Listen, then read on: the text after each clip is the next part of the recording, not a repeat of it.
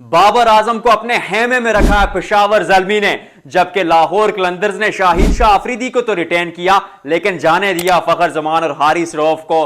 Quetta Gladiators की बात करेंगे क्योंकि मोहम्मद आमिर को जाने देते हैं और ख्वाजा नाफे को भी टाटा बाय बाय कर देते हैं। पीएसएल 2026 की रिटेंशंस आपके सामने रखेंगे क्योंकि बहुत बड़े खिलाड़ी रिलीज हुए, बहुत बड़े खिलाड़ियों को रिटेन किया गया।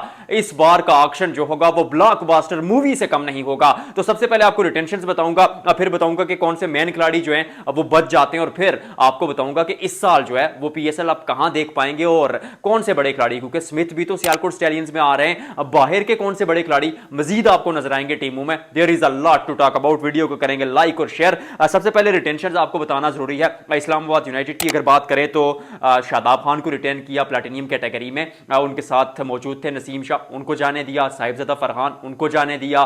मोहम्मद नवाज जैसा खिलाड़ी भी मौजूद था लेकिन उसको भी जाने दिया, जो तीनों इनफॉर्म खिलाड़ी थे। क्यों? क्योंकि आपको कप्तान चाहिए था, तो फिर शादाब खान को इसलिए टीम में रखा गया। उसके साथ सलमान इरशाद को रिटेन किया गया है गोल्ड कैटेगरी में। वंडरफुल पिक, क्योंकि सलमान इरशाद जो एक ऐसे गेंदबाज हैं जो कि डेथ ओवर्स में पीएसएल में 8 या उसके नीचे के रन रेट से गेंदबाजी करते हैं, यानी उस इकोनॉमी रेट से गेंदबाजी करते हैं, तो एक अच्छी रिटेंशन। उसके साथ एंड्रिस गोस जो कि बहुत ज्यादा फॉर्म में हैं और यूएसए से उनका का ताल्लुक है। आईएल टी20 की मुश्किल कंडीशंस में उन पिचेस पर जहां पर बाउंस इतना नहीं था वहां पर बहुत परफॉर्म किया। तो we shall find out it की चीजें किस तरह से आगे जाती हैं। कराची किंग्स की जानिब आएंगे। हसन अली वहां उनको रिटेन किया गया, फिर अब्बास अफरीदी को किया गया, खुशदिल शाह को और साद बेग को।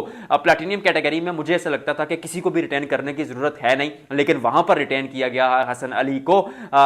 ठीक है, इतनी मुझे पर्सनली ऐसा लगता है कि 8 करोड़ में जो पाकिस्तानी लगभग तकरीबन बनते हैं उनमें अगर आप रिटेन करेंगे हसन अली को तो ये कोई इतना अच्छा सौदा नहीं है, लेकिन शायद उतना बुरा भी नहीं है क्योंकि बल्लेबाजी भी करते हैं और पीएसएल में ट्रैक रिकॉर्ड ठीक ठाक है, तो एक एवरेज रिटेंशन। अब्बास अफरीदी को रिटेन करके सबसे बड़ा फायदा उठाया कराची किंग्स ने। उसकी वजह यह है कि अब्बास अफरीदी आपके 3 डायमेंशनल प्लेयर हैं, बल्लेबाजी भी करते हैं, गेंदबाजी भी करते हैं और ठीक ठाक पिटाई करते हैं। और अगर बात की जाए तो कैप्टनसी का एक्सपीरियंस भी ठीक रहा हांगकांग सुपर 6 टूर्नामेंट में, और फिर डोमेस्टिक क्रिकेट में भी बहुत रन बनाए और बहुत विकेटें ली हैं खिलाड़ी ने, तो वंडरफुल। उसके अलावा खुशदिल शाह का गोल्ड में, हालांकि आपके पास ऑप्शन था इरफान नियाजी का, लेकिन आपने खुशदिल शाह को किया।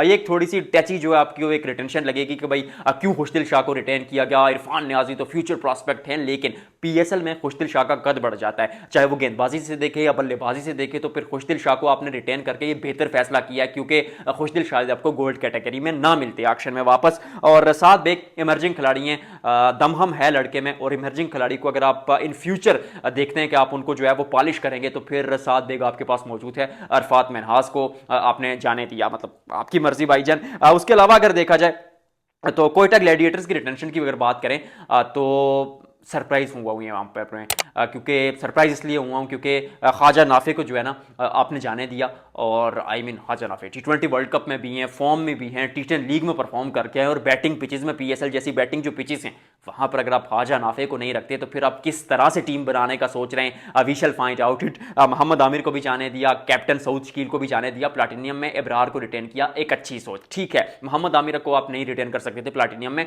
कानून के मुताबिक, लेकिन इब्रार को रिटेन करके आपने काम ठीक किया। मोहम्मद आमिर का जस्टिफाइड है, लेकिन आप हसन नवाज को रिटेन करते हैं ख्वाजा नाफे के ऊपर। कहीं ना कहीं मुझे ऐसा लगता है कि ख्वाजा नाफे शायद आपके लिए एक बेहतर ऑप्शन हो सकते थे। उसकी वजह है, हालांकि हसन नवाज बेहतर खिलाड़ी है ख्वाजा नाफे से, लेकिन इसलिए कि ख्वाजा नाफे जो है वो नीचे के नंबरों पर फिनिशर के तौर पर आप उनको देख सकते थे, लेकिन आपने नहीं देखा। ख्वाजा नाफे ठीक है, आपने उनको जाने दिया। Hasan Nawaz we shall find out it, performance इतनी अच्छी नहीं है रिसेंटली, और जब आप टीम बनाते हैं पीएसएल में करंट सीजन के लिए तो वो सीजन जीतने के लिए आप बनाते हैं, लेकिन कोयटा की सोच शायद 5 साल बाद है, क्योंकि 5 साल बाद मुझे ऐसा लगता है कि हसन नवाज का कद बेहतर होगा ख्वाजा नाफे से, क्योंकि Hasan Nawaz is a complete batter और ख्वाजा नाफे जो है वो स्लागर हैं।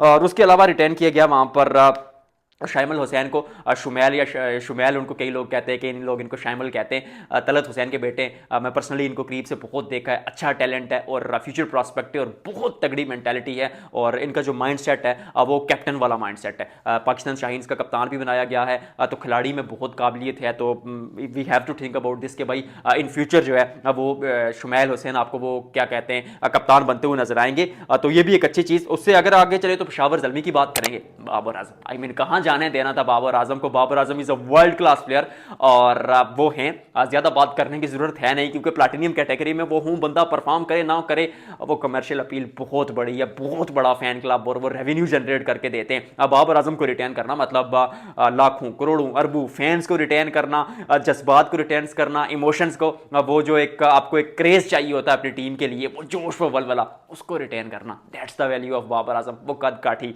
अलग है इस खिलाड़ी की। उसके साथ रिटेन किया गया अली रजा को, माज सदाकत को जाने दिया। गेंदबाजी पेशावर ज़ल्मी की समस्या रही है, मसाइल रहे हैं गेंदबाजी में हमेशा से पेशावर ज़ल्मी को, इसलिए उन्होंने सोचा कि एक ऐसा गेंदबाज जो अगले 10 साल आपके लिए खेल सकता है उसको रिटेन करें। माज सदाकत के लिए बहुत पैसे लगाएंगे एक्शन में, लिख लीजिएगा, और दोबारा कोशिश करेंगे कि माज सदाकत को अपनी टीम में लाया जाए। उसके अलावा कहां गई इनकी रिटेंशन भाई, कहां गई, यहां गई। उसके अलावा रिटेन किया है अब्दुल समद को, एक ऐसा खिलाड़ी जो आपको छठे सातवें नंबर पर फिनिश करके देगा और फास्टेस्ट वो 20 गेंदों पर 50, वो 25 गेंदों पर 50 बनाने की काबिलियत खिलाड़ी में मौजूद है। और छठे सातवें नंबर पर, क्योंकि ऊपर आपके पास बाबर आजम जैसे खिलाड़ी मौजूद हैं, तो नीचे आपको थोड़ा तेज खेलने वाले, I am not saying that कि बाबर स्लो खेलते हैं, पीएसएल में उनका स्ट्राइक रेट भी अच्छा रहता है, लेकिन वो Babar Azam is that kind of player जो मुझे लगता है, मेरे दिल में बाबर की इसलिए रिस्पेक्ट है क्योंकि वो इनिंग को एंकर करते हैं, because that's the Babar Azam. वही चीज आप बाबर आजम से डिमांड करेंगे जिसके वो कैपेबल हैं, और उसी वजह से, उसी चीज ने उनको किंग बाबर आजम बनाया है। तो एक अच्छी सोच। सुफियान मुकीम डायमंड कैटेगरी में बाएं हाथ का गेंदबाज, जो परफॉर्मेंस रही है इमर्जिंग एशिया कप में पाकिस्तान टीम में, वो एक्स्ट्रा ऑर्डिनरी रही है। पीएसएल में अब तक उस तरह परफॉर्म नहीं कर पाए, लेकिन जो रीसेंट टूर्नामेंट्स खेले हैं तीनों चारों, एक्स्ट्रा ऑर्डिनरी। और पाकिस्तान टीम के लिए भी वो ग्लेन मैक्सवेल वाली विकेट से लेकर देखें, बिल्कुल मतलब चारों शाने चित कर दिया था। और फिर आखिरी जो इमर्जिंग एशिया कप का फाइनल खेला, वहां पर भी बंदे ने तने तनहा कमर तोड़ दी थी श्रीलंका की और भारतीय टीम की सेमीफाइनल्स और फाइनल्स में रिस्पेक्टिवली। लाहौर कलंदर्स की बात करेंगे और फिर मैं आपको बताऊंगा कि कौन से खिलाड़ी जो है वो क्या कहते हैं अवेलेबल हैं बड़े। लाहौर कलंदर्स ने शाहीन शाह अफरीदी को रिटेन किया। एक एरा, एक अहद, एक पूरा वो जो जर्नी थी वो तमाम हुई फ़खर जमान और हारिस रऊफ की। फ़खर जमान तो पिछले 11 साल से इस फ्रेंचाइज के साथ थे, 10 साल खेले, 11वां ये साल था, रिटेन नहीं किया। लेकिन एक बात याद रखिएगा, हारिस रऊफ और फ़खर जमान के लिए जान लगा देनी है लाहौर कलंदर्स ने, और लाहौर कलंदर्स ने फैसला किया है कि वो डायरेक्ट साइनिंग नहीं करेंगे। क्यों? क्योंकि डायरेक्ट साइनिंग्स के जो पैसे हैं उनको बचाकर वो ऑक्शन में यूज़ करेंगे, विच मीन्स कि वो एक दफ़ा फिर जो है वो हारिस रऊफ और फ़खर जमान के लिए बिडिंग करेंगे, और दोनों को अंटिल अनलेस सामने कोई टीम आ जाए वो उनसे ज्यादा पैसे लगा ले कि इतने शायद आपके बजट में ही ना बचे, तो वो अलग कहानी हो सकती है। लेकिन लड़ेंगे और झगड़ेंगे इन दोनों खिलाड़ियों के लिए। मोहम्मद नईम सिल्वर कैटेगरी में पिछले साल इमर्जिंग में थे, परफॉर्म किया बंदे ने, और बतौर ओपनर आपको इस तरह का एक यंग पाकिस्तानी खिलाड़ी चाहिए जो 10 साल के लिए वो स्पॉट आपके लिए फिल करे, तो वो मौजूद सिकंदर रजा, मतलब Sikandar Raza, he is a family man, Lahore Qalandars की रिटेंशन में मौजूद। हालांकि ऑक्शन में जाते तो शायद 4-5 करोड़ या इससे भी ज्यादा के बिकते, लेकिन उन्होंने कहा कि भाई 2-2.5 करोड़ में आई एम फाइन, क्योंकि यहाँ फैमिली है, यहाँ दिल सुकून में रहता है, दिल खुश रहता है। मुल्तान सुल्तान की रिटेंशन पीसीबी खुद अनाउंस करेगी, वो भी जब आएंगी तो वीडियो को लाइक कीजिएगा, शेयर कीजिएगा, सबसे पहले मैं ही आपको बताऊंगा। चैनल को सब्सक्राइब कीजिएगा, और फेसबुक ट्विटर पर अहमद हसी मुझे कहते हैं, फॉलो कर लीजिएगा। अच्छा, जो बड़े खिलाड़ी बचते उनके बारे में आपको बता देता हूं। मोहम्मद आमिर होंगे, समीर मिन्हास होंगे। समीर मिन्हास का मैं क्यों कह रहा हूं, ऑक्शन में इस खिलाड़ी पर पैसे लगेंगे। फिर उसके अलावा फ़खर जमान होंगे, हारिस रऊफ होंगे, Saim Ayub will be the blockbuster and hot pick of the season. Joe Root और बेन स्टोक्स और जो मौजूद हैं क्या कहते हैं जॉनी वेस्टो, उनके बारे में खबर ये है कि वो अगर आए पीएसएल में तो डायरेक्ट साइनिंग के थ्रू आएंगे, नहीं तो नहीं आएंगे, दैट्स इट। मतलब यही एक सोच रहने वाली है उन खिलाड़ियों की कि वो डायरेक्ट साइनिंग्स के थ्रू आएंगे, ऑक्शन में नहीं आएंगे। स्टीव स्मिथ आ चुके, सियालकोट में वो मौजूद हैं। एडम जिम्पा के आने के चांसेस हैं। उसके अलावा अगर देखा जाए तो डेविड वार्नर को कराची ने रिटेन किया, वो एक दफ़ा फिर आ जाएंगे। खिलाड़ी ठीक ठाक आ रहे हैं पीएसएल में, मुस्तफिजुर ऑलरेडी आ चुके हैं। तो वो जो लिस्ट होगी बाहर के खिलाड़ियों की वो अगली वीडियो में आपको बताऊंगा। फिलहाल मैं बताता हूँ कि बड़े बड़े खिलाड़ियों जिनको छोड़ा है इस्लामाबाद यूनाइटेड ने, उनमें मौजूद हैं इमाद वसीम, आजम खान, सलमान अली आगा, कप्तान हैदर अली, मतलब कितनी बड़ी, और नसीम शाह और साहिबजादा फरहान तो ऑलरेडी हैं ही। पेशावर ज़ल्मी ने जिन खिलाड़ियों को रिटेन किया है, साइम अयूब, माज सदाकत, अहमद दानियाल, महरान मुमताज़ और मोहम्मद हारिस, ये खिलाड़ी भी ऑक्शन में आपको पैसे कमाते हुए दिखेंगे। कराची किंग्स ने अशान महसूद को जाने दिया, आमिर जमाल को जाने दिया, अरफात में नाज, समीर हमजा, रियाजुल्लाह, उमर बिन यूसुफ को जाने दिया। इन खिलाड़ियों में से मैं अगर ऑक्शन में बैठा होता तो उमर बिन यूसुफ पे पैसे लगाता, और जाने दिया कोयटा ग्लैडिएटर्स ने हसीबुल्लाह खान, हाजा नाफे और मोहम्मद आबिर और फ़हीम अशरफ को, और सऊद शकील को। वसीम जूनियर भी हैं। पैसे इन पर भी लगेंगे, इन खिलाड़ियों पर। सऊद शील को शायद आप सोचें ना उस तरह से, लेकिन बाकी खिलाड़ियों पर आपको पैसे लगते हुए नजर आएंगे। मोहम्मद आमिर इस दौर में भी बिकेंगे। एक और खिलाड़ी है जिसके बारे में कोई बात नहीं कर रहा, लेकिन वो है आसिफ अफरीदी, बाएं हाथ के स्पिनर, और सलमान मिर्जा। दोनों का ताल्लुक लाहौर कलंदर से था, पैसे वो भी कमा कर लेकर जाएंगे। पैसे मैं भी कमा सकता हूं अगर आप वीडियो को लाइक करें, शेयर करें और चैनल को सब्सक्राइब करें तो, क्योंकि मतलब आप लोग मोहब्बत फैमिली। मिलते हैं अगले व्लॉग में।